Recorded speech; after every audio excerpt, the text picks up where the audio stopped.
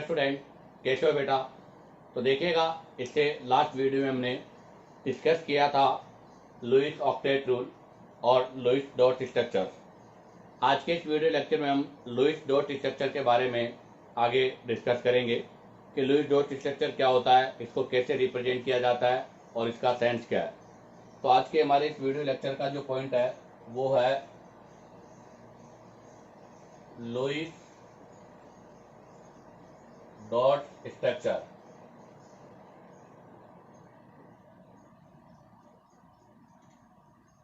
तो ध्यान दे, आज के इस वीडियो लेक्चर का जो पॉइंट है बेटा वो होता है लुईस डॉट स्ट्रक्चर। लुईस ने कहा था कि आपके पास कोई भी जो आपका एटम है, उस एटम जो है वो कंबाइनिंग होता है तो अपना ऑक्टेट कंप्लीट करता है। अर्थात लुईस के अकॉर्डिंग कोई भी आपका एटम या एलिमेंट अगर बॉन्ड बना रहा है तो वो बॉन्ड इसलिए बनाता है ताकि उसका ऑक्टेट कंप्लीट हो जाए। तो लुईस ने अपनी जो स्ट्रक्चर थी उसको डॉट फॉर्म में अर्थात इलेक्ट्रॉन के द्वारा रिप्रेजेंट किया था। वही आपकी लुईस डॉट स्ट्रक्चर है। अगर इसकी डेफिनेशन की मैं बात करूं तो क्या होगा इसका डेफिनेशन, तो देखिएगा इसकी डेफिनेशन होगी बेटा, it provide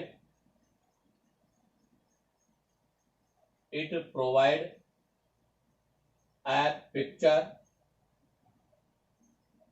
of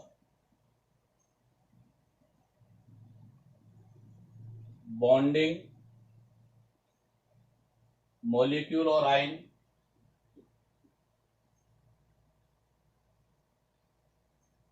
means from of share pair electron और ऑक्टेट रूल। कहने का मतलब लुईस ने it provide a picture of bonding molecule और आयन, अर्थात आपका एक बॉन्डिंग और मॉलिक्यूल जो आयन है उसका एक उसने पिक्चर ड्रॉ किया और उस पिक्चर के अंदर उसने क्या किया, शेयर पेयर इलेक्ट्रॉन को रिप्रेजेंट किया या उसके ऑक्टेट को रिप्रेजेंट किया। जैसे मैंने लास्ट टाइम डिस्कस किया था कि लिथियम है, लिथियम के आउटर मोस्ट शेल में एक इलेक्ट्रॉन होता है तो इसको ऐसे रिप्रेजेंट किया। बेरिलियम के आउटर मोस्ट शेल में 2 होते हैं तो इसको ऐसे रिप्रेजेंट किया।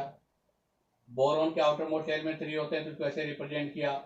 कार्बन के आउटर मोस्ट शेल में 4 इलेक्ट्रॉन होते हैं, इसको ऐसे रिप्रेजेंट किया। तो ये जो सिंबल, ये आपको रिप्रेजेंटेशन है, ये आपका लुईस डॉट स्ट्रक्चर है। और जब ये किसी बाइंडिंग में, तो मैंने लिखा ना, देखो, it provide a picture of binding molecule. जब इसको हम किसी मॉलिक्यूल को, मतलब बहुत सारे एटम को बाइंड करके एक मॉलिक्यूल बनाएंगे तो उस मॉलिक्यूल के अंदर भी आपके जो शेयर पेयर इलेक्ट्रॉन है उन शेयर पेयर इलेक्ट्रॉन को भी रिप्रेजेंट करना, यही क्या कहलाता है बेटा, लुईस डॉट स्ट्रक्चर कहलाता है। अब हम यहाँ से लुईस डॉट स्ट्रक्चर के कुछ रूल्स पढ़ेंगे कि एक लुईस डॉट स्ट्रक्चर को ड्रॉ करने के क्या क्या रूल है। तो देखिएगा, मेरा नेक्स्ट पॉइंट है rule for drawing Lewis dot structure.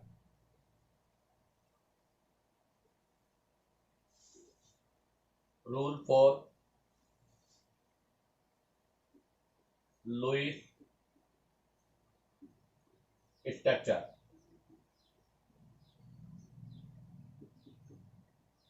अर्थात लुईस की स्ट्रक्चर के लिए क्या रूल है।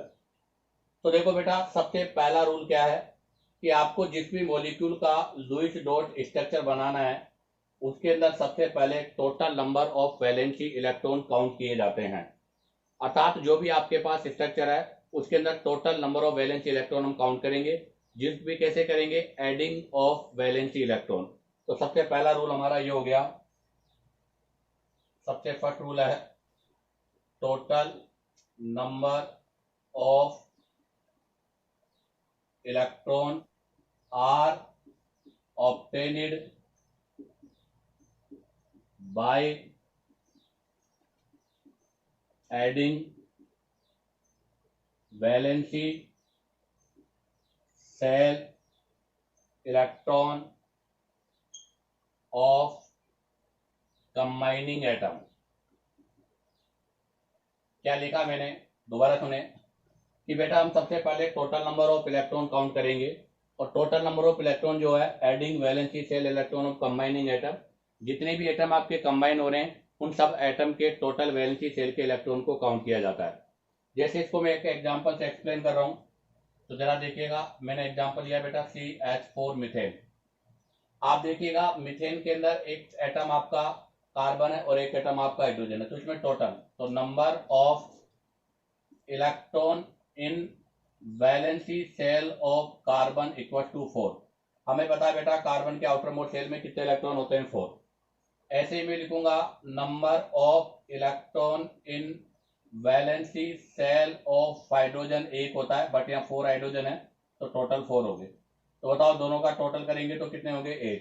कहने का मतलब टोटल 8 इलेक्ट्रॉन है यहाँ पर। अर्थात हम ये कहेंगे कि मीथेन की अगर हम स्ट्रक्चर को ड्रॉ करेंगे तो बेटा इसके लिए हमें टोटल कितने इलेक्ट्रॉन की रिक्वायर्ड है, 8 इलेक्ट्रॉन की रिक्वायर्ड है। तो हम लिखेंगे 8 electron are available for bonding, अर्थात यहां पर बॉन्डिंग के लिए 8 इलेक्ट्रॉन अवेलेबल है। ऐसे ही एक और एग्जांपल ले लेता हूं मैं, जैसे मैंने ले लिया बेटा CO2 कार्बन डाइऑक्साइड। आप देखिएगा सबसे पहले क्या लिखेंगे, वैलेंसी नंबर ऑफ इलेक्ट्रॉन, तो number of electron in valency shell of carbon कितने होते हैं बेटा, 4। उसके बाद में लिखेंगे बेटा number of valency shell electron of oxygen. एक ऑक्सीजन के आउटर मोस्ट शेल में कितने होते हैं बेटा, 6। कितने ऑक्सीजन है, 2। तो 6 मल्टीप्लाई बाई 2 इक्वल टू कितना हो गया, 12। टोटल करेंगे तो बेटा कितने होंगे, 16। अर्थात यहाँ पर टोटल आपके कितने इलेक्ट्रॉन होंगे बेटा, 16 होंगे। तो क्या लिखोगे, 16 electron are available for bonding. अर्थात हमें यहाँ पर टोटल 16 इलेक्ट्रॉन जो है उसको बॉन्डिंग के लिए रखना है। चलो एक और एग्जांपल समझा देता हूं ऐसा ही। एग्जांपल नंबर 3, SO2 ले लिया मैंने। बताओ क्या लिखोगे SO2 में, number of electron in valency shell of sulphur कितने हैं, 6। तो बताओ number of electron in valency shell of oxygen भी कितने बेटा, 6।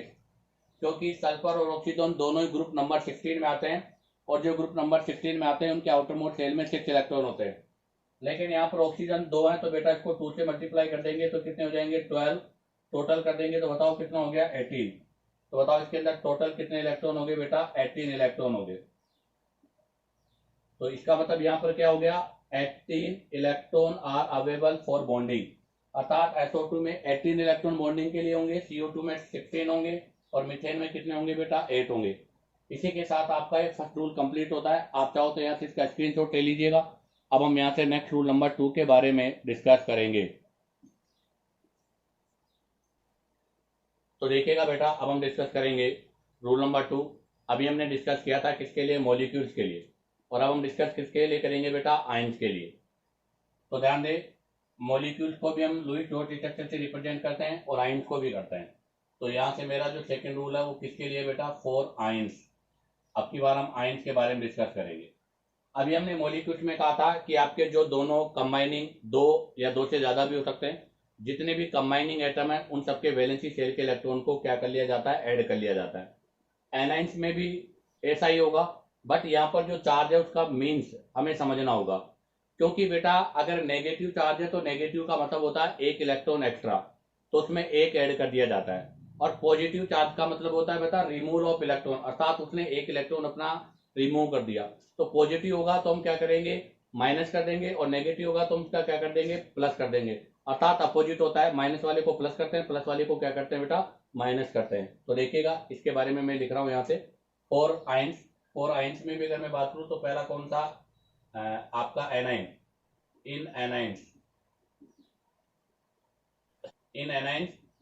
ईच नेगेटिव चार्ज मीन्स, आपका हर जो नेगेटिव चार्ज है उसका मतलब क्या है, उसका मतलब है बेटा एडिशन ऑफ 1 इलेक्ट्रॉन, 1 इलेक्ट्रॉन का एडिशन करना। तो इसका सेंस है addition of 1 electron in total number of valency shell electron. अर्थात उसके वैलेंसी सेल में जो टोटल इलेक्ट्रॉन है उसमें 1 इलेक्ट्रॉन हम क्या कर देंगे बेटा, ऐड कर देंगे। ये तो हुआ एनाइन के लिए। लेकिन मान लो वो एनाइन नहीं है, कैटाइन की फॉर्म में, कैटाइन की फॉर्म में, तो इसका मतलब क्या होगा, पॉजिटिव चार्ज, और पॉजिटिव चार्ज का मतलब क्या होगा, सब्ट्रैक्ट। तो यहां पर हम लिखेंगे ईच पॉजिटिव चार्ज मीन्स, क्या होगा बेटा, सब्ट्रैक्शन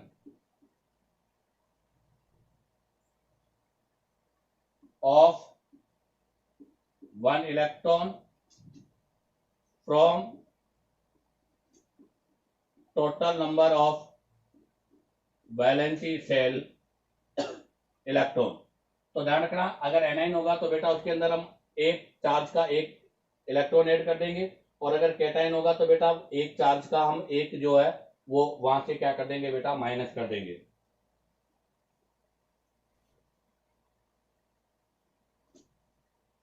तो देखिएगा, अब इसको भी मैं एग्जांपल से एक्सप्लेन कर रहा हूं। मैंने एक एग्जांपल लिया है CO3 माइनस कार्बोनेट। क्या एग्जांपल लिया बेटा, CO3 - कार्बोनेट। आप देखिएगा इसके अंदर हम क्या करेंगे, total number of electron count करेंगे। Total number of electron in valency shell, अर्थात इसके वैलेंसी सेल में टोटल कितने इलेक्ट्रॉन है। तो देखिएगा, सबसे पहले कार्बन है, हमें पता है कार्बन के आउटर मोस्ट शेल में कितने इलेक्ट्रॉन होते हैं बेटा, 4। सेकंड ऑक्सीजन है, और ऑक्सीजन भी कितने बेटा, 3 ऑक्सीजन है। एक ऑक्सीजन अगर होता है तो उसके आउटर मोस्ट शेल में इलेक्ट्रॉन होते हैं बेटा 6। कितने हैं, 3। तो 3 में कितने हो जाएंगे, तो 6 मल्टीप्लाई बाई 3 प्लस, अब आप देखिएगा यहां पर कितना नेगेटिव चार्ज है बेटा, 2 नेगेटिव चार्ज है, और 2 नेगेटिव चार्ज है तो नेगेटिव चार्ज का मतलब क्या होता है बेटा, एडिशन। तो यहां पर हम कितना ऐड कर देंगे, 2 ऐड कर देंगे। तो बताइएगा कार्बोनेट के अंदर टोटल कितने इलेक्ट्रॉन हो जाएंगे, तो ये हो जाएंगे 18, 20, 24। तो बेटा कार्बोनेट के अंदर टोटल 24 इलेक्ट्रॉन जो है वो बाइंडिंग के लिए पार्टिसिपेट होंगे। अब आ जाएगा, एक और एग्जांपल लेता हूं, ऐसा ही सेकंड NH4+ अमोनियम आयन। बताइएगा इसमें क्या होगा, तो यहां पर भी हम वही काउंट करेंगे, क्या, total number of electron in valency shell. Valency shell में टोटल नंबर ऑफ इलेक्ट्रॉन कितने हैं। तो पहला नाइट्रोजन है, आपको पता है नाइट्रोजन के आउटर मोस्ट शेल में कितने होते हैं बेटा, 5, क्योंकि ग्रुप 15 का है। नेक्स्ट हाइड्रोजन है, आपको पता है बेटा हाइड्रोजन के आउटर मोस्ट शेल में 1 होता है, तो यहाँ पर 1 हाइड्रोजन है, और सॉरी, एक हाइड्रोजन के आउटर मोस्ट शेल में 1 होता है, टोटल हाइड्रोजन कितने हैं, 4। तो बताओ इसको किससे मल्टीप्लाई कर दो बेटा, यहाँ से 4 से मल्टीप्लाई कर दो। अब देखिएगा यहाँ पर कौन सा चार्ज है, पॉजिटिव। पॉजिटिव का मतलब है सब्ट्रैक्शन, तो इसका मतलब इसमें माइनस कर दूंगा। कितना पॉजिटिव चार्ज है, 1 पॉजिटिव चार्ज है, तो बेटा इसमें से -1 हो जाएगा। बताओ कितना हो गया, 5, 4, 9, 9 में से 1 गया तो 8। तो बताइएगा इसके पास टोटल कितने इलेक्ट्रॉन हो गए, वैलेंसी सेल में 8 इलेक्ट्रॉन हो गए। तो अगर आपके पास कोई भी एनाइंस हो तो उस एनाइंस के लिए हमेशा इस तरह से हम रूल करते हैं। एक और एग्जाम्पल से इसको एक्सप्लेन कर देता हूं मैं, शायद आपको क्लियर हो गया होगा, फिर भी एक और एग्जाम्पल ले लेता हूं, SO4 सल्फेट आयन। आप बताइएगा सल्फेट आयन में आप कैसे काउंट करोगे। तो सबसे पहला, total number of electron in valency shell. बताइएगा इसके वैलेंसी सेल में कितने इलेक्ट्रॉन होंगे। पहला सल्फर है, आपको पता है सल्फर के आउटर मोस्ट सेल में 6 इलेक्ट्रॉन होते हैं। उसके बाद ऑक्सीजन है बेटा, ऑक्सीजन के आउटर मोस्ट शेल में 6 है, और कितने ऑक्सीजन है, 4 ऑक्सीजन है। तो 6 को मल्टीप्लाई कर दो कितने से, 4 से। और कौन सा चार्ज है बेटा, नेगेटिव चार्ज है। नेगेटिव चार्ज का मतलब क्या हो जाएगा, प्लस। तो ध्यान रखना, माइनस हो तो प्लस होता है, प्लस हो तो माइनस होता है, अपोजिट होता है। क्योंकि पॉजिटिव चार्ज का मतलब है रिमूव ऑफ इलेक्ट्रॉन, और नेगेटिव चार्ज का मतलब है बेटा गेन ऑफ इलेक्ट्रॉन। तो बताओ कितने इलेक्ट्रॉन होंगे इसके पास टोटल, तो 24, 30 और 32। तो बेटा इसके पास टोटल 32 इलेक्ट्रॉन होंगे। तो इसका मतलब ये हुआ कि अगर मुझे सल्फेट का स्ट्रक्चर ड्रॉ करना है तो उसके लिए टोटल 34 इलेक्ट्रॉन, अमोनियम का करना है तो टोटल उसके लिए 8 इलेक्ट्रॉन। तो जैसे देखो अमोनियम का मैं समझा दूं, ये नाइट्रोजन है, और आपको पता है लुईस ऑक्टेट रूल के अकॉर्डिंग इसका ऑक्टेट कंप्लीट होना चाहिए। कितने हाइड्रोजन है, 4 हाइड्रोजन है, तो इसके चारों तरफ हम 4 हाइड्रोजन लगा देंगे बेटा। अब आप चेक कर लीजिएगा यहाँ पर कितने, टोटल 8, 1, 2, 3, 4, 5, 6, 7, 8, अर्थात टोटल 8 इलेक्ट्रॉन हो गए, और ये पॉजिटिव चार्ज। तो इस तरह से हम लुईस डॉट स्ट्रक्चर को रिप्रेजेंट करते हैं। तो लुईस डॉट स्ट्रक्चर के लिए सबसे पहले हम total number of electron count करेंगे। मॉलिक्यूल हो तो उसके अंदर उनके जो कंबाइनिंग एटम है उनके वैलेंसी सेल के इलेक्ट्रॉन को ऐड कर लेंगे। अगर वो आयन है तो उनके वैलेंसी सेल के इलेक्ट्रॉन को ऐड करके नेगेटिव हो तो प्लस कर दो, और पॉजिटिव हो तो उसमें क्या कर दो, माइनस कर दो। अब आप चाहो तो यहाँ से इसका स्क्रीनशॉट ले लीजिएगा, अब हम यहाँ से नेक्स्ट रूल नंबर 3 के बारे में डिस्कस करेंगे। तो देखिएगा, अब हम डिस्कस करेंगे रूल नंबर 3।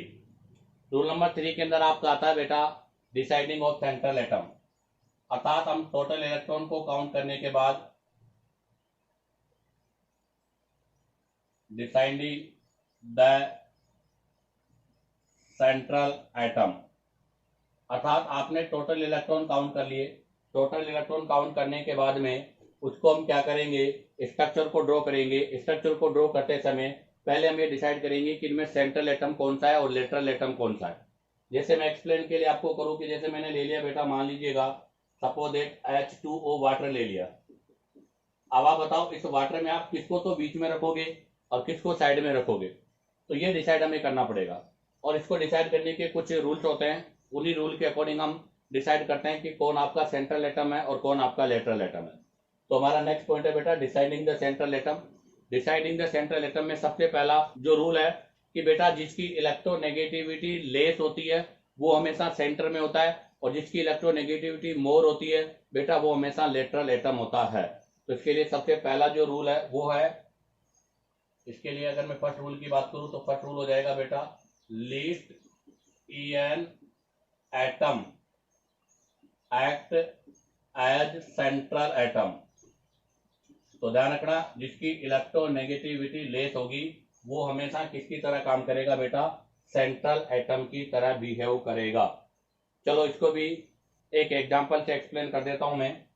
जरा मैंने एग्जांपल लिया बेटा कौन सा, NF3। आप बताओ NF3 में कौन सेंटर होगा कौन लेटरल होगा। तो हमें पता है बेटा नाइट्रोजन की इलेक्ट्रोनेगेटिविटी 3 होती है, फ्लोरीन की इलेक्ट्रोनेगेटिविटी 4 होती है। बताओ किसकी इलेक्ट्रोनेगेटिविटी ज्यादा है, फ्लोरीन की। इसका मतलब फ्लोरीन सेंट्रल एटम नहीं हो सकता। तो बताओ यहाँ पर सेंट्रल एटम कौन सा होगा, नाइट्रोजन। तो इसका मतलब नाइट्रोजन आपका सेंटर एटम पे रखेंगे ऐसे। अब उसके बाद में क्या करेंगे, इसमें total number of electron count करेंगे। तो आपको पता है नाइट्रोजन के आउटर मोस्ट शेल में कितने हैं, 5। फ्लोरीन फ्लोरीन एक फ्लोरीन के आउटर मोस्ट शेल में कितने हैं बेटा, 7। तो 3 के कितने हो जाएंगे, 7 3 जा 21। तो इसका मतलब यहाँ पर टोटल कितने इलेक्ट्रॉन से रिप्रेजेंट करेंगे बेटा, 26। अब आप देखो 26 इलेक्ट्रॉन को कैसे रिप्रेजेंट करेंगे। कितने फ्लोरीन है बेटा, 3 फ्लोरीन है। ये फ्लोरीन है, फ्लोरीन के आउटर मोस्ट शेल में कितने होते हैं बेटा, 7। ये फ्लोरीन है बेटा, फ्लोरीन के आउटर मोस्ट शेल में कितने होते हैं बेटा, 7। ये फ्लोरीन है बेटा, इसके आउटर मोस्ट शेल में कितने होंगे, 7। और नाइट्रोजन है, नाइट्रोजन के आउटर मोस्ट शेल में कितने होते हैं बेटा, 5। तो नाइट्रोजन के आउटर मोस्ट शेल में 5 हो गए, फ्लोरीन के आउटर मोस्ट शेल में 7 7 7 हो गए। अब आप टोटल काउंट कर लीजिएगा, 26 इलेक्ट्रॉन हो गए। 1 2 3 4 5 6 7 8 9 10 11 12 13 14 15 16 17 18 19 20 21 22 23 24 25 26। अब हम इन्हें कंबाइनिंग करना है तो सीधा सा है, इसका ये ऑक्टेट कंप्लीट हो गया, इधर से इसका ऑक्टेट कंप्लीट हो गया, इसका ऑक्टेट कंप्लीट हो गया, और आप देखिएगा आपके नाइट्रोजन जो है उसका भी ऑक्टेट क्या हो गया, कंप्लीट हो गया। ये जो स्ट्रक्चर हम ड्रॉ कर रहे हैं इसी को ही बोलते हैं बेटा लुईस डॉट स्ट्रक्चर। अब आ जाइएगा एक और एग्जांपल लेता हूं मैं इसी में, CO3 कार्बोनेट। आप बताइएगा इसमें कौन सा सेंट्रल एटम है। तो देखो कार्बन की इलेक्ट्रोनेगेटिविटी 2 होती है, ऑक्सीजन की इलेक्ट्रोनेगेटिव, कार्बन की 2.5 है, ऑक्सीजन की कितनी है बेटा, 3.5 है। बताओ मोरियन वाला कौन सा है, ऑक्सीजन। तो इसका मतलब यहाँ पर भी सेंट्रल एटम कौन होगा बेटा, कार्बन। तो आपका यहाँ पर कार्बन सेंट्रल एटम का काम करेगा। बट इसके अंदर एक एक्सेप्शन केस भी है, इसके अंदर एक एक्सेप्शन भी है, क्योंकि हम केवल EN से डिसाइड नहीं कर सकते इसे। जैसे आप देखिएगा NH3 अमोनिया, नाइट्रोजन का EN 3 है बेटा, हाइड्रोजन का EN कितना है, 2.1। फिर भी यहाँ पर आपका जो नाइट्रोजन है वो सेंट्रल एटम की तरह काम करता है। तो इसका मतलब इसी रूल से हम डिसाइड नहीं कर सकते, और भी रूल है। देखिएगा सेकंड रूल कौन सा है, आप देखिएगा सेकंड रूल की अगर मैं बात करूं तो नंबर 2 हो गया आपका जो सेंट्रल एटम है। क्योंकि आप देखो बेटा जिसको हम बीच में रखेंगे उसके अराउंड हम क्या करेंगे, बहुत सारे एटम रखेंगे। आपको जिसने बीच में रखा उसके अराउंड अगर एटम आपके हैं तो इसका मतलब ये हो गया कि बीच वाला आपका क्या होना चाहिए, बिगर इन साइज होना चाहिए। तो नेक्स्ट मेरा रूल हो गया बेटा बिगर इन साइज, आपका बिगर इन साइज होना चाहिए। जैसे मैं समझा दूं, एक मैंने लिया छोटा ये और इसके चारों तरफ में इलेक्ट्रॉन ऐड करना चाहता हूं, तो बेटा ऐसा नहीं होगा, क्योंकि यहाँ पर स्टेरिक हिंडरेंस बढ़ जाएगा, इसलिए ये इसको रख नहीं पाएगा। बट अगर मान लो आपका सेंट्रल एटम बड़ा हुआ तो इसके अराउंड हम बेटा एटम को क्या कर सकते हैं, इजीली अरेंज कर सकते हैं। जैसे समझाने के लिए मैं बात करूं तो मान लीजिएगा आपके पास कोई इतना सा छोटा सा स्पेस है, इसके अराउंड आपको क्या करनी है, मोटरसाइकिल खड़ी करनी है। तो बेटा इसके अंदर जैसे हम मोटरसाइकिल को पास पास में खड़ी करेंगे तो उनमें क्या स्टार्ट हो जाएगा, रिपल्सन, मतलब उनमें क्राउडिंग हो जाएगी, ज्यादा हम खड़ी नहीं कर सकते। बट मान लो स्पेस ज्यादा है तो उसमें इजीली हम ज्यादा से ज्यादा मोटरसाइकिल अरेंज कर सकते हैं। तो इसका मतलब ये हुआ कि आपका central atom bigger in size होना चाहिए। जैसे मैंने एग्जांपल लिया बेटा IF7। आप IF7 में देखो बेटा, आयोडीन और फ्लोरीन में से आयोडीन का साइज काफी बड़ा है, और आयोडीन का साइज बड़ा होने की वजह से इस पर 7 फ्लोरीन इजीली अरेंज हम कर सकते हैं। तो इसका मतलब ये हुआ कि पहला सेंट्रल एटम लीस्ट EN, जिसकी EN कम होगी वो सेंट्रल एटम होगा। अगर EN से डिसाइड नहीं हो रहा तो हम दूसरा किससे डिसाइड करेंगे बेटा, बिगर इन साइज, अर्थात जिसका साइज बड़ा होता है उसी को हम सेंटर पे रखते हैं। अगर मान लो इसे भी डिसाइड नहीं हो रहा हो तो बेटा फॉर्म मैक्सिमम बॉन्ड, अर्थात जिसकी ज्यादा बॉन्ड बनाने की टेंडेंसी होती है उसी को हम सेंटर पर रखेंगे। क्यों? क्योंकि जिसकी ज्यादा बॉन्ड बनाने की टेंडेंसी होगी तो वो बीच में होगा, तभी तो उसके चारों तरफ बॉन्ड आपके एटम अरेंज हो सकते हैं। जैसे मैं एक्सप्लेन कर दूं, मान लीजिएगा कोई ये एटम है, ये एटम है और ये केवल एक ही बॉन्ड बनाता हो, तो बेटा अगर ये एक ही बॉन्ड बनाएगा तो केवल ये बॉन्ड बना के रह जाएगा। अब बाकी बचे हुए आपके एटम्स को आप कहाँ अरेंज करोगे? इसलिए हमेशा सेंटर में उसको रखा जाता है जिसमें मोर बॉन्ड फॉर्मेशन टेंडेंसी होती है। तो नेक्स्ट मेरा पॉइंट होगा नंबर सी। नंबर सी में लिखेंगे बेटा form maximum number of bonds, अर्थात जिसके अंदर मैक्सिमम नंबर ऑफ बॉन्ड्स बनाने की टेंडेंसी होती है उसी को हम कहां पर रखते हैं बेटा, हमेशा सेंटर के अंदर रखते हैं। अब इसके अंदर एक आपको असेप्शन केस है वो बता देता हूं। असेप्शन क्या, एक पॉइंट है स्पेशल, वो बता देता हूं। मैंने लिखा ना form maximum number of bond, जो मैक्सिमम नंबर ऑफ बॉन्ड बनाएगा उसी को हम सेंटर में रखेंगे। अब आप ध्यान दें, hydrogen and fluorine can never act as central atom. ध्यान रखना बेटा, हाइड्रोजन और फ्लोरीन है वो कभी भी आपका एक सेंट्रल एटम की तरह बिहेव नहीं कर सकता। क्यों? क्योंकि हमें पता है कि बेटा हाइड्रोजन के आउटर मोस्ट शेल में एक इलेक्ट्रॉन होता है। कितना इलेक्ट्रॉन होता है हाइड्रोजन के आउटर मोस्ट शेल में? एक इलेक्ट्रॉन होता है। बताओ इसको अपना ऑक्टेट कंप्लीट करने के लिए कितने इलेक्ट्रॉन की रिक्वायर्ड है बेटा? एक इलेक्ट्रॉन की रिक्वायर्ड है, क्योंकि ये अपना डुप्लेट पूरा करता है, अर्थात ये अपना ऑक्टेट पूरा नहीं करता, ये डुप्लेट पूरा करता है। और अगर इसको एक इलेक्ट्रॉन की रिक्वायर्ड है तो इसका मतलब केवल ये एक ही बॉन्ड का फॉर्मेशन कर सकता है। इसका मतलब ओनली वन बॉन्ड फॉर्मेशन, केवल ये आपका एक ही बॉन्ड का फॉर्मेशन कर सकता है। ऐसे ही आप देखिएगा फ्लोरीन, बेटा फ्लोरीन के आउटर मोस्ट शेल में 7 इलेक्ट्रॉन होते हैं। कितने होते हैं इसके आउटर मोस्ट शेल में? 7 electron.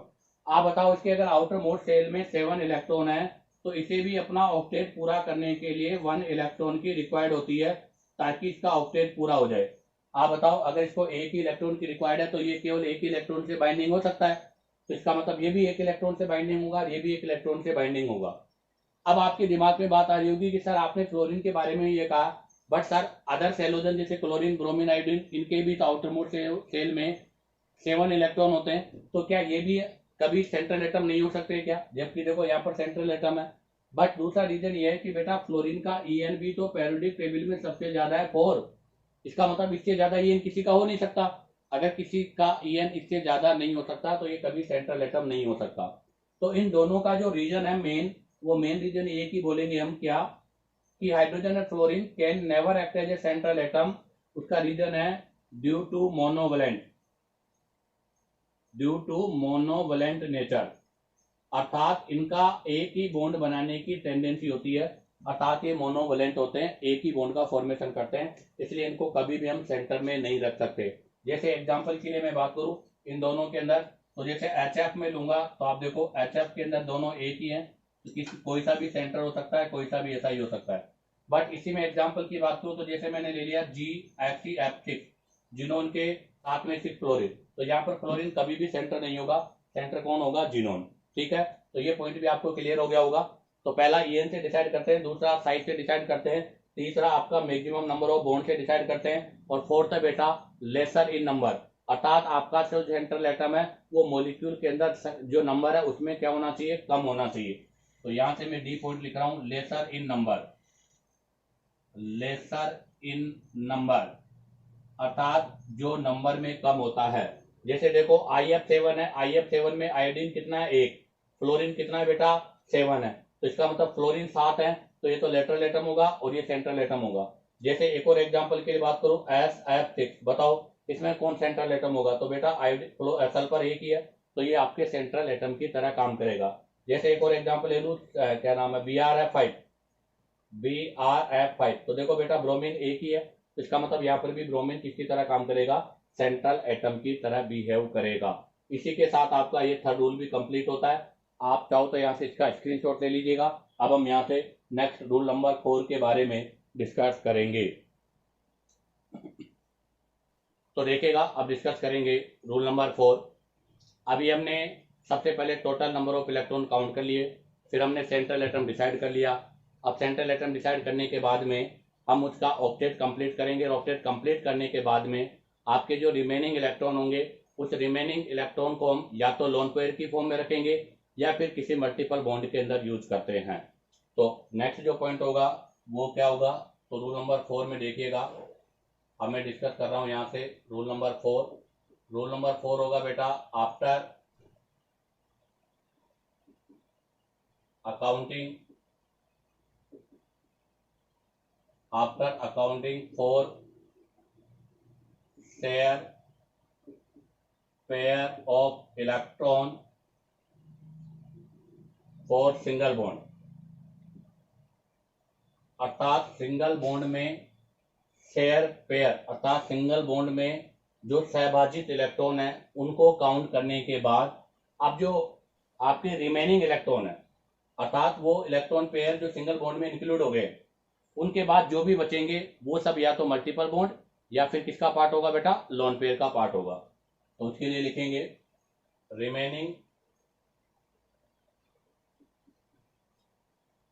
Electron are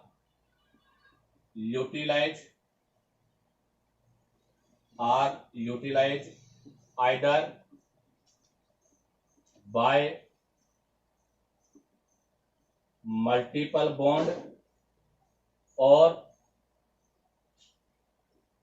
remain on lone pair। तो ध्यान रखना बेटा, आपके सिंगल बॉन्ड में जो शेयर पेयर इलेक्ट्रॉन है उनको काउंट करने के बाद जो भी आपके इलेक्ट्रॉन पेयर बचेंगे वो सभी या तो मल्टीपल बॉन्ड या फिर किसका पार्ट होगा बेटा, लोन पेयर का पार्ट होगा। उसके बाद हम डिस्कस करेंगे नेक्स्ट रूल नंबर 5।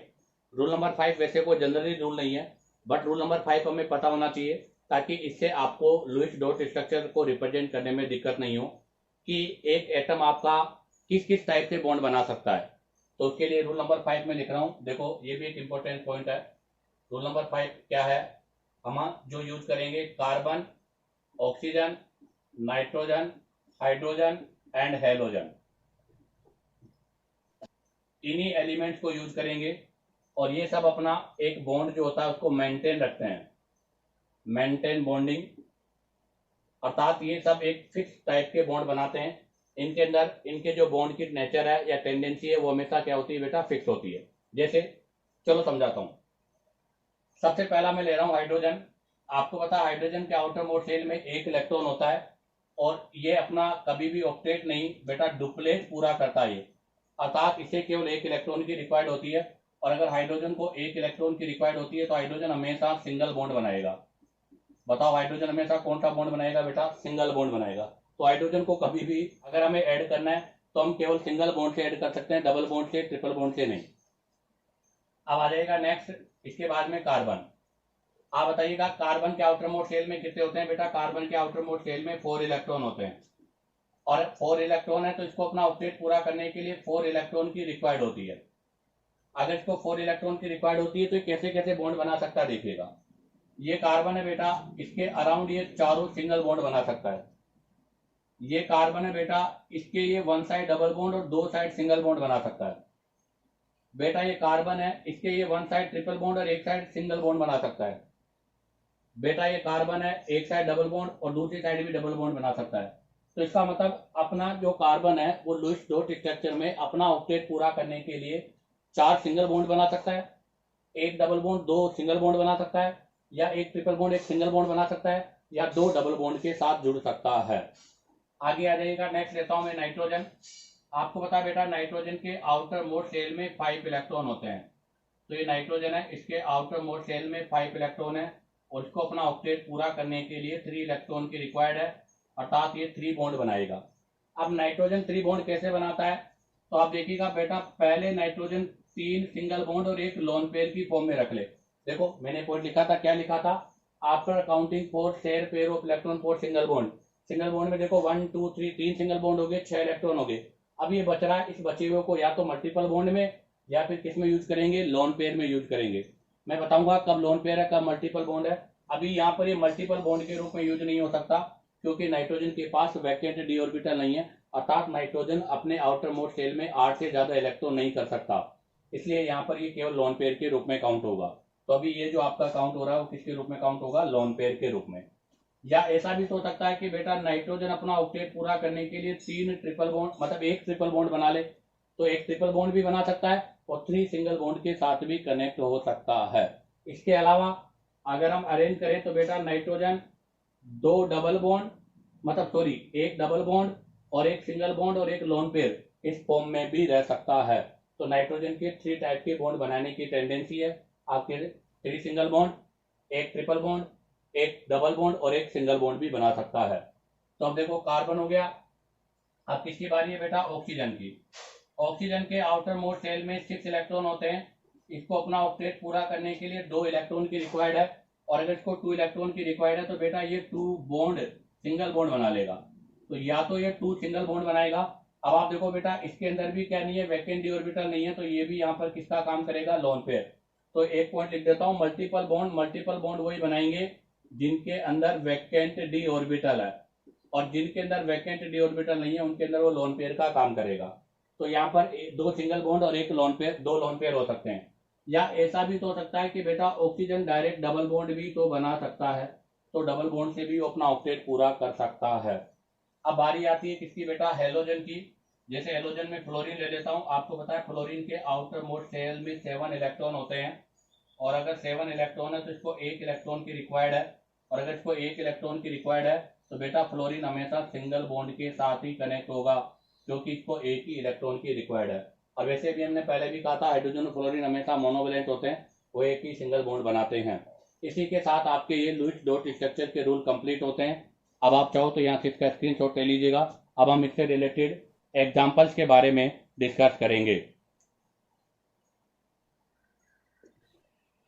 तो देखिएगा अब हम यहाँ से लुईस डॉट स्ट्रक्चर के कुछ एग्जाम्पल्स के बारे में डिस्कस करेंगे। चलो सबसे सिंपल और सबसे फर्स्ट एग्जाम्पल लिया मैंने बेटा H2। सबसे पहले क्या करोगे, total number of electron, total number of electron in valency shell. Hydrogen के आउटर मोस्ट शेल में एक होता है, 2 हाइड्रोजन है, तो बेटा कितने हो जाएंगे, 2 इलेक्ट्रॉन। और हमें पता है हाइड्रोजन कभी भी ऑक्टेट नहीं बेटा, हमेशा डुप्लेट पूरा करता है। तो बताओ इसका लुईस डॉट स्ट्रक्चर कैसे रिप्रेजेंट करोगे आप। तो इसका लुईस डॉट स्ट्रक्चर रिप्रेजेंट करने के लिए हाइड्रोजन, ये हाइड्रोजन, इसके आउटर मोस्ट शेल में भी एक है और इसके आउटर मोस्ट शेल में भी एक है। अब आप देखो इसको डुप्लेट पूरा करना है, तो ये इसको दे नहीं सकता, ये भी इसको नहीं दे सकता, तो ये दोनों शेयरिंग करेंगे, एक इलेक्ट्रॉन ये इसकी शेयरिंग, एक इलेक्ट्रॉन के साथ इसकी शेयरिंग। तो इसका मतलब यहाँ से H और H के बीच में सिंगल बॉन्ड बन जाएगा। नंबर 2 और एग्जाम्पल O2 की बात कर रहा हूँ। ऑक्सीजन, पहले हम लिखेंगे total number of electron in valency shell. एक ऑक्सीजन के आउटर मोस्ट शेल में 6 है, तो बताओ 2 के कितने हो जाएंगे, 12। तो बेटा मैं यहाँ पर टोटल 12 इलेक्ट्रॉन लिखने हैं। और आप देखिएगा ऑक्सीजन, ये है ऑक्सीजन, ऑक्सीजन के आउटर मोस्ट शेल में कितने इलेक्ट्रॉन होते हैं बेटा, 6। ये मैंने इसके आउटर मोस्ट शेल में 6 इलेक्ट्रॉन बना दिए। सेकेंड ऑक्सीजन मॉलिक्यूल, इसके आउटर मोस्ट शेल में भी कितने होंगे बेटा, 6। आप टोटल काउंट कर लीजिएगा, 12 इलेक्ट्रॉन हो गए। अब हम इसको यहाँ से बाइंडिंग करेंगे, तो आप देखो इसके आउटर मोस्ट शेल में 6 है, इसको 2 की रिक्वायर्ड है, तो यहाँ से ये 2 इलेक्ट्रॉन के साथ शेयरिंग करेगा और ये भी 2 इलेक्ट्रॉन के साथ शेयरिंग करेगा। तो इसका मतलब यहाँ पर आपके पास डबल बॉन्ड का फॉर्मेशन होगा, और ये वाला पार्ट बन जाएगा जिसमें ऑक्सीजन के पास, दोनों के पास 2-2, इसके पास भी 2 लोन पेयर है, इसके पास भी 2 लोन पेयर है। नेक्स्ट एग्जांपल नंबर 3 की बात कर रहा हूँ बेटा, नाइट्रोजन N2। नाइट्रोजन में देखो, नाइट्रोजन के आउटर मोस्ट शेल में 5 है, इसको किससे मल्टीप्लाई कर देंगे, 3 से। बताओ कितने इलेक्ट्रॉन हो गए, 15 इलेक्ट्रॉन हो गए, सॉरी 2 से। तो बताओ इसके आउटर मोस्ट शेल में कितने इलेक्ट्रॉन हो गए, 10 इलेक्ट्रॉन हो गए। आपके पास 10 इलेक्ट्रॉन का कंबाइनिंग है। तो देखो ये नाइट्रोजन है, इसके आउटर मोस्ट शेल में कितने बेटा, 5। अगेन ये नाइट्रोजन है, बताओ इसके आउटर मोस्ट शेल में कितने हैं, 5। कितने की रिक्वायर्ड है, 3 की। तो आप देखो इसके पास भी 8 हो गए, इसके पास भी 8 हो गए। तो इसका मतलब नाइट्रोजन नाइट्रोजन के बीच में कौन सा बॉन्ड हो जाएगा, ट्रिपल बॉन्ड, और दोनों के पास एक एक लोन पेयर हो जाएगा। ये हो गया N2 का स्ट्रक्चर। अब आ जाएगा नेक्स्ट स्ट्रक्चर नंबर 4। नंबर 4 में मैं ले रहा हूं NF3 का स्ट्रक्चर। पहले इलेक्ट्रॉन काउंट करेंगे। तो बेटा नाइट्रोजन के आउट मोस्ट शेल में 5 है, एक फ्लोरीन के पास 7 है, 3 के पास कितने हो जाएंगे, 21। तो बताओ टोटल कितने इलेक्ट्रॉन हो गए बेटा, 26। अब इसके पास 26 इलेक्ट्रॉन है। अब डिसाइड करेंगे सेंट्रल एटम। बताओ नाइट्रोजन और फ्लोरीन में से सेंट्रल एटम कौन सा होगा। तो बेटा नाइट्रोजन और फ्लोरीन में से नाइट्रोजन का En 3.0 है, फ्लोरीन का 4 है। तो इसका मतलब नाइट्रोजन सेंट्रल एटम है। तो यहाँ से सेंट्रल एटम नाइट्रोजन है ये। आप बताओ इसके आउटर मोस्ट शेल में कितने इलेक्ट्रॉन है, इसके आउटर मोस्ट शेल में 5 इलेक्ट्रॉन है। अब कितने फ्लोरीन है बेटा, 3 फ्लोरीन है। एक फ्लोरीन यहाँ लगा देता हूँ, एक फ्लोरीन यहाँ लगा देता हूँ, एक फ्लोरीन यहाँ लगा देता हूँ। अब बताइएगा फ्लोरीन के आउटर मोस्ट शेल में कितने हैं। फ्लोरीन के आउटर मोस्ट शेल में 7 इलेक्ट्रॉन होते हैं। तो यहाँ से इसके पास 7 इलेक्ट्रॉन बना देता हूँ मैं, ये 7 इलेक्ट्रॉन।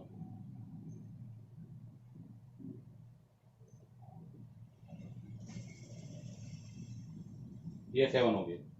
अब आप देखिएगा इस फ्लोरीन का ऑक्टेट पूरा करना है, तो एक इलेक्ट्रॉन के साथ शेयरिंग कर लेगा, ये भी एक के साथ शेयरिंग कर लेगा, ये भी एक के साथ शेयरिंग कर लेगा। चलो तीनों फ्लोरीन का ऑक्टेट पूरा हो गया। नाइट्रोजन के पास काउंट करो, 1 2 3 4 5 6 7 8।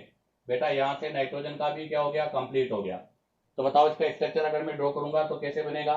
तो इसका स्ट्रक्चर बनेगा बेटा, नाइट्रोजन, इस पे एक फ्लोरीन इधर आएगा, एक फ्लोरीन इधर, एक फ्लोरीन इधर, और इस पे लोन पेयर हो जाएगा। और हर फ्लोरीन के ऊपर कितने होंगे बेटा, 3 लोन पेयर, अर्थात टोटल 6 इलेक्ट्रॉन हो जाएंगे। अब आ जाएगा next example number 5। Example number 5 में मैं ले रहा हूँ HNO3 nitric acid, HNO3 nitric acid. अब यहाँ पर आपको सेंट्रल एटम डिसाइड करना है। तो बेटा En से डिसाइड नहीं होगा, यहाँ पर हमें और भी चीजें देखनी पड़ेगी। तो यहाँ पर आपका डिसाइडिंग सेंट्रल एटम नाइट्रोजन है बेटा। तो ये ले लीजिएगा। पहले टोटल इलेक्ट्रॉन काउंट कर लेता हूँ। हाइड्रोजन पे 1 है, नाइट्रोजन के पास 5 है, एक ऑक्सीजन के पास 6 है, तो 3 पर कितना हो जाएगा, 18। टोटल कर दीजिएगा कितना हो गया, 24। तो टोटल 24 इलेक्ट्रॉन काउंट करने हैं। अब आप देखिएगा सबसे पहले सेंट्रल एटम के रूप में किसको रखूंगा, नाइट्रोजन। आपको पता है नाइट्रोजन के आउटर मोस्ट शेल में कितने इलेक्ट्रॉन होते हैं, 5। ये नाइट्रोजन के आउटर मोस्ट शेल में 5 इलेक्ट्रॉन हो गए। अब इस पर मुझे 3 ऑक्सीजन और एक हाइड्रोजन बाइंडिंग करना है। तो आप देखिएगा किस तरह से बाइंडिंग कर रहा हूँ। ये ऑक्सीजन है, आप बताइएगा ऑक्सीजन के आउटर मोस्ट शेल में कितने होते हैं, 6।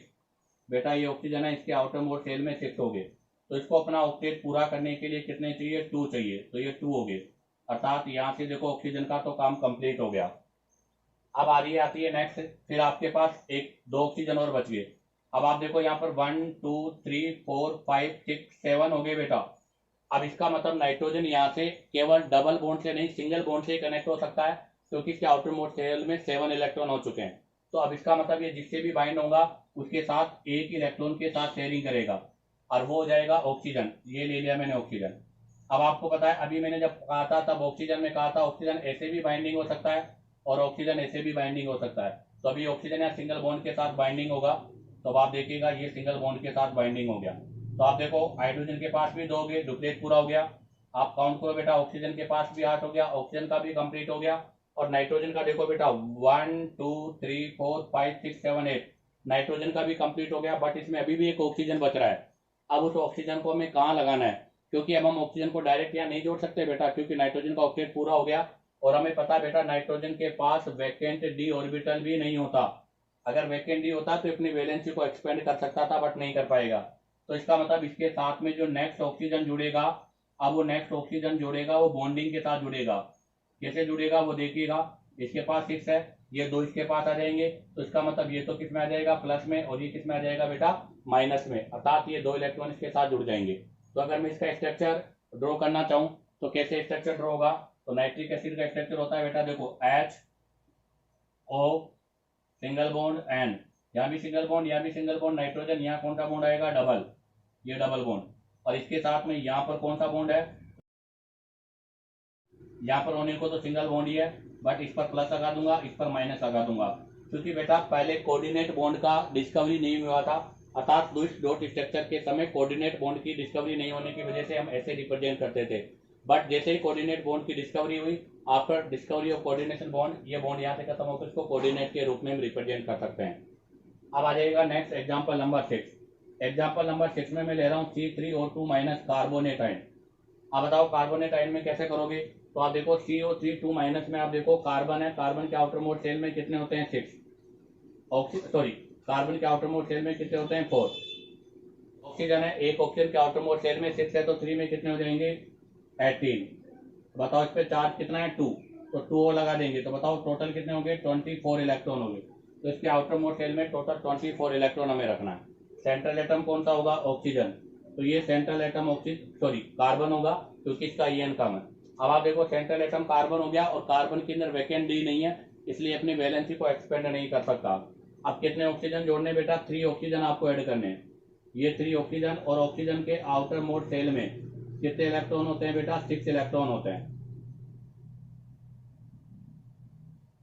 ये लो भाई, सभी ऑक्सीजन के आउटर मोड शेल में 6 इलेक्ट्रॉन लगा दिए।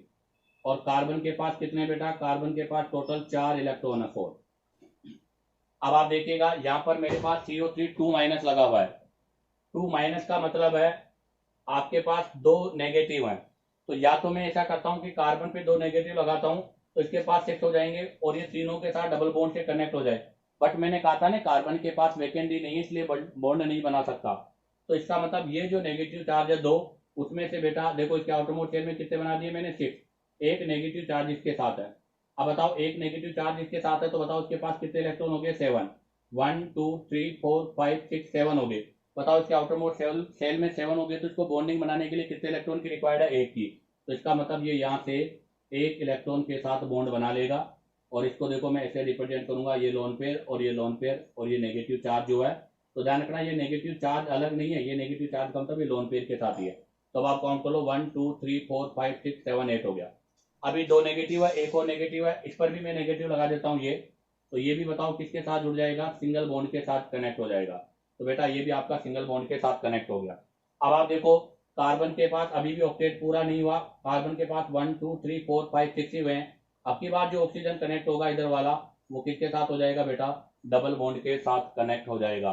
तो इस तरह का कॉम्बिनेशन होता है आपके जो आइंस वाले पार्ट होते हैं, तो आइंस वाले पार्ट के अंदर हम इस तरह से कॉम्बिनेशन करेंगे। तो ये आपका लुईस डॉट स्ट्रक्चर का एग्जाम्पल्स होते हैं। अब आप स्क्रीनशॉट लीजिएगा। अब हम यहाँ से नेक्स्ट एग्जाम्पल्स के बारे में डिस्कस करेंगे। तो देखिएगा अब डिस्कस करेंगे next example number 7। Example number 7 में मैंने लिया बेटा NH4+। पहले टोटल इलेक्ट्रॉन काउंट करो, तो नाइट्रोजन के पास कितने होते हैं, 5, एक हाइड्रोजन के पास 1, तो 4 के पास 4, प्लस लग रहा है -1 हो जाएगा। तो बताओ कितने होंगे बेटा, 8 इलेक्ट्रॉन होंगे। अब इसको कैसे ड्रॉ करेंगे, तो आप देखिएगा बेटा नाइट्रोजन और हाइड्रोजन में से स्ट्रक्चर को ड्रॉ करने के लिए नाइट्रोजन सेंट्रल एटम है, इसके आउटर मोड शेल में कितने रख लेता हूँ, 5, और एक पॉजिटिव चार्ज है, एक पॉजिटिव चार्ज का मतलब एक कम हो जाएगा। तो बताओ अब इसके आउटर मोड शेल में कितने रहेंगे, 4। तो अभी नाइट्रोजन के आउटर मोड शेल में 4 इलेक्ट्रॉन रहेंगे, ये 4 बना दिए मैंने।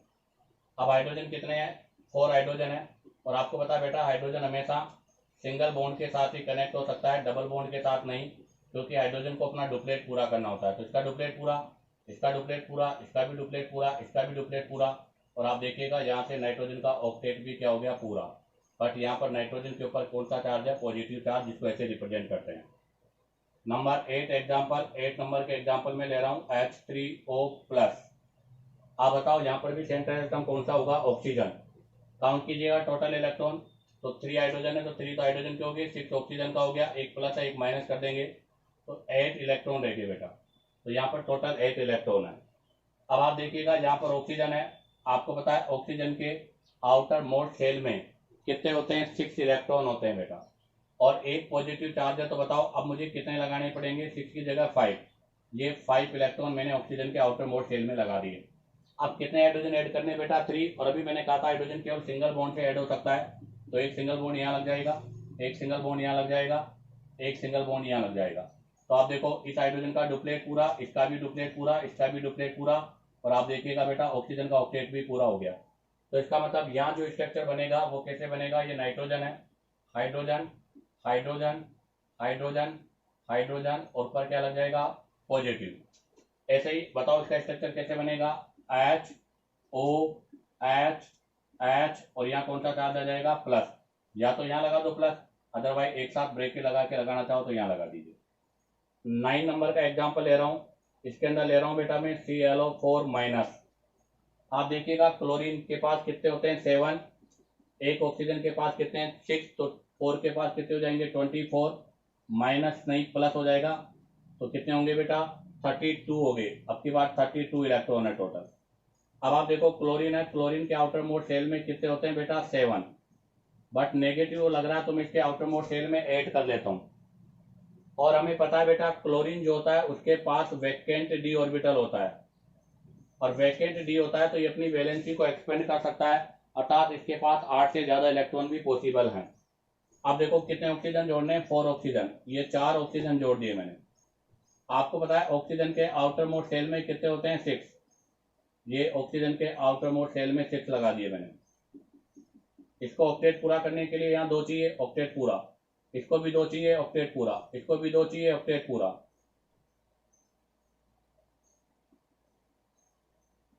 और इसको भी 2 की रिक्वायर्ड है, ऑक्टेट पूरा।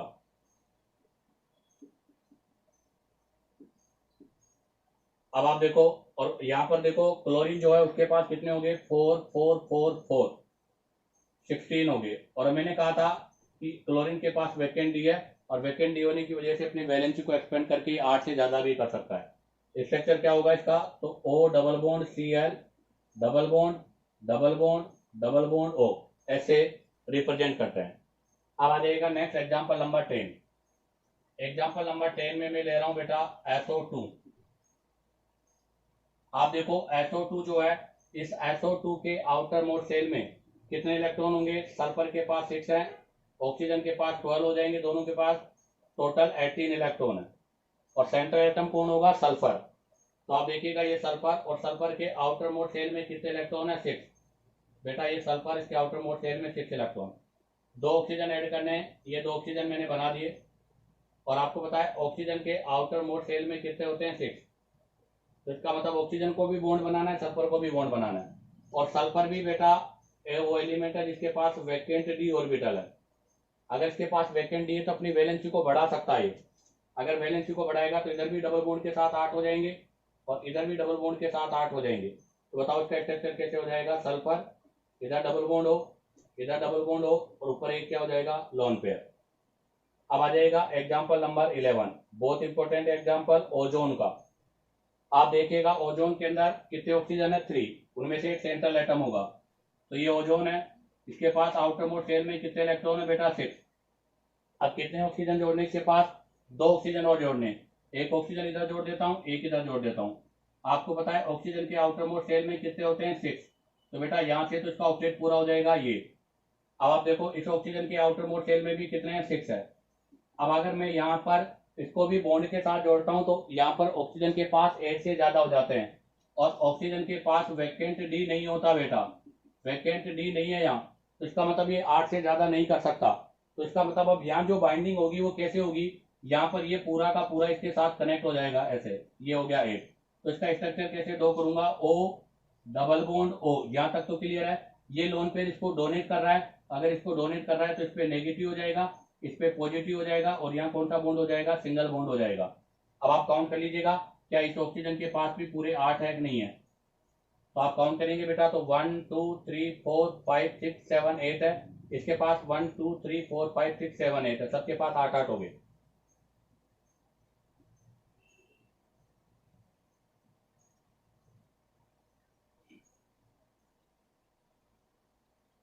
टू टू टू टू, सबके पास 8।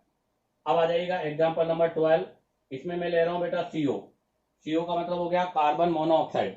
टोटल इलेक्ट्रॉन काउंट करो, तो अगर मैं यहाँ टोटल इलेक्ट्रॉन की बात करूं तो टोटल इलेक्ट्रॉन कितने हो जाएंगे, कार्बन के पास 4 है, ऑक्सीजन के पास 6 है, 10 है। अब आप देखिएगा 10 इलेक्ट्रॉन को कैसे अरेंज करूंगा। ये ऑक्सीजन है, इसके आउटर मोस्ट शेल में 6 है, कार्बन के आउटर मोस्ट शेल में 4 है, जहां से ऑक्सीजन का ऑक्टेट पूरा हो गया। बट देखिएगा बेटा, कार्बन के आउटर मोस्ट शेल में 6 इलेक्ट्रॉन रह गया, अर्थात कार्बन का ऑक्टेट कंप्लीट नहीं हुआ। तो मुझे इसका भी ऑक्टेट क्या करना पड़ेगा, कंप्लीट करना पड़ेगा। अब बताओ, इसका ऑक्टेट कंप्लीट करूंगा तो क्या ये अरेंजमेंट सही है? तो बेटा ये अरेंजमेंट आपका रॉन्ग है। तो इसका अरेंजमेंट कैसे होगा वो देखिएगा आप। यहाँ कार्बन ले लिया, यहाँ ऑक्सीजन ले लिया, कार्बन के आउटर मोस्ट शेल में 3 है और ऑक्सीजन जो है उसके आउटर मोस्ट शेल में 6 है। तो बेटा यहाँ पर जो बॉन्ड बनेगा वो बॉन्ड बनेगा ऐसा, अर्थात इसके आउटर मोस्ट शेल में 1 2 3 4 5 6। तो ऐसे काउंट करूंगा, देखो ऐसे नहीं, ये हो गया 1 2 3 4 5 6, 6 हो गया दोनों के पास, 2 इसके पास 6 और 2 8 हो गए। अब कार्बन के पास काउंट करो, कार्बन के पास काउंट कीजिएगा 1 2 3 4 5 6, 2 यहाँ हो जाएंगे, ये हो गया। तो इस तरह से होगा। अब आप देखो, कार्बन के आउटर मोस्ट शेल में कितने हो गए, 5, और कार्बन के आउटर मोस्ट शेल में 5 पॉसिबल नहीं है। तो इसका मतलब ये स्ट्रक्चर कैसे होता है? तो ये स्ट्रक्चर होता है बेटा carbon double bond oxygen, carbon double bond oxygen, अर्थात यहाँ पर कार्बन और ऑक्सीजन के बीच में डबल बॉन्ड होगा और अब एक और बॉन्ड लगेगा तीसरा, और वो जो तीसरा बॉन्ड होगा वो किसकी फॉर्म में होगा बेटा, ट्रिपल बॉन्ड की फॉर्म में होगा। तो यहाँ पर कार्बन ऑक्सीजन के बीच में ट्रिपल बॉन्ड आएगा, जिसमें कार्बन के ऊपर भी लोन पेयर है और ऑक्सीजन के ऊपर भी लोन पेयर है। और आपको पता है बेटा, कार्बन ऑक्सीजन के बीच में ट्रिपल बॉन्ड पॉसिबल नहीं है। तो हम चाहें तो इसको रिप्रेजेंट करना चाहें तो इसको हम ऐसे भी रिप्रेजेंट कर सकते हैं कि ऑक्सीजन ने अपने इलेक्ट्रॉन इसको दिए हैं, इसलिए यहाँ पर पॉजिटिव और यहाँ पर क्या लग जाएगा, नेगेटिव लग जाएगा। इसी के साथ आपका ये लुईस डॉट स्ट्रक्चर का पोर्शन कंप्लीट होता है। उम्मीद करता हूँ कि आपको वीडियो पसंद आया होगा और हर स्ट्रक्चर आपने ड्रॉ करना सीख लिया होगा। अगर आपको वीडियो पसंद आया तो वीडियो को लाइक, सब्सक्राइब और शेयर करो ताकि आप लोगों के पास न्यू नोटिफिकेशन आता रहे।